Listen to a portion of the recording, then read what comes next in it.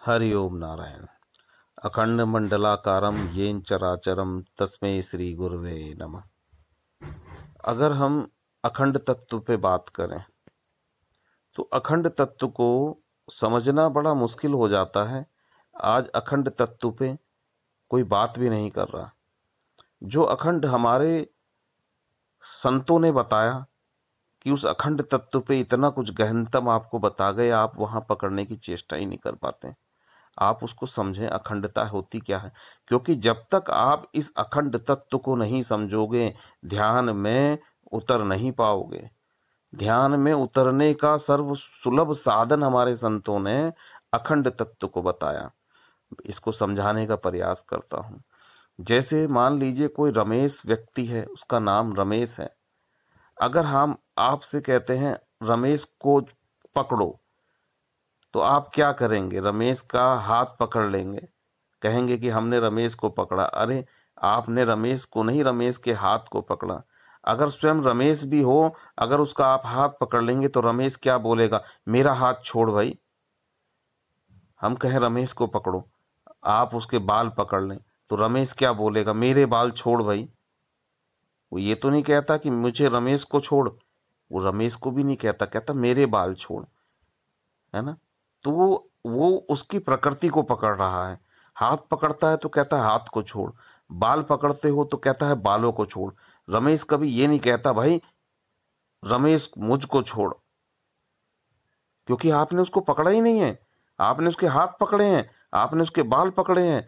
कभी आप कान पकड़ के बोलें कि रमेश को पकड़ लिया, आप उसको पकड़ ही नहीं पा रहे हैं।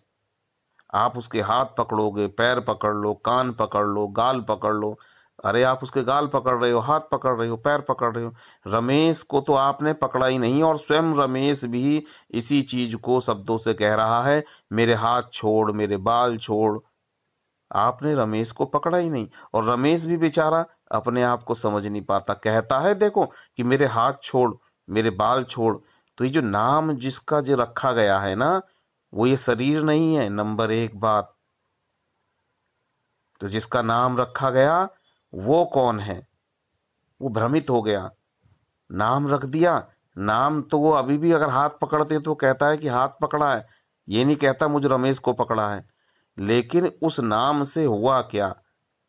उस नाम से हुआ ये कि जिसने ये नाम अपना ग्रहण करा, अपने आप को इस रूप शरीर मानकर, वो फंस जाता है, इस नाम के चक्कर में फंस जाता है रमेश। लेकिन रमेश हाथ में नहीं आता। रमेश का हाथ हाथ में आता है, बाल हाथ में आ सकते हैं, आप रमेश को नहीं पकड़ सकते। पर जिसने ये आरोपित किया है ना, आत्मा ने अपने ऊपर ये नाम रमेश, बस यही गलती हो गई। वो अपने आप को रमेश नाम समझ के इस शरीर को समझने लगता है कि ये मैं हूं। यही गलती हो गई उस रमेश में और इस शरीर में, जिसे वो समझ रहा है कि मैं रमेश नाम, जिसको वो समझ रहा है कि मैं रमेश हूं। वो जो मैं रमेश अपने को कह रहा है, इस शरीर में उसमें बहुत दूरी है। वो इस बात को समझ नहीं पाता। क्योंकि जब हम कहते हैं रमेश को पकड़, तो आप उसका हाथ पकड़ते हैं, रमेश पकड़ में नहीं आया। उसके कान पकड़ लेते हो, रमेश पकड़ में नहीं आया। आप बार बार हाथ को पकड़ो, पैर को पकड़ो, रमेश पकड़ में नहीं आता। तो एक जरा सी छोटी सी बात से चूक हो गई, आप समझ नहीं पा रहे हो। वो जो नाम आप समझ के अपने आप को शरीर समझ रहे हो ना, वो आप नहीं हो। जिसको ये नाम को आरोपित जो करके बैठता है, यही वो परमात्म तत्व है। उसको समझना चाहिए कि इसमें और इस शरीर में कहीं अंतर है।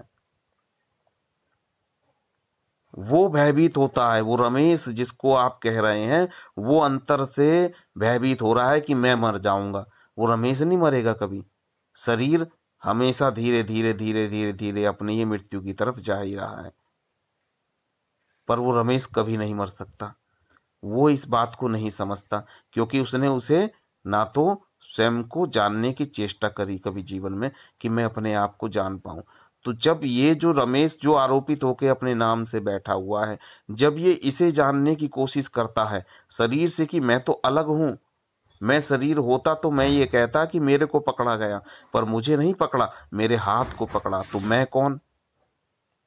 तो इस मैं को ही जिस दिन आप जान जाएंगे, तभी आप इस संसार सागर से मुक्ति की साधना में आगे बढ़ने लगते हैं। ये साधना सारा ज्ञान उसी रमेश को समझाने के लिए है।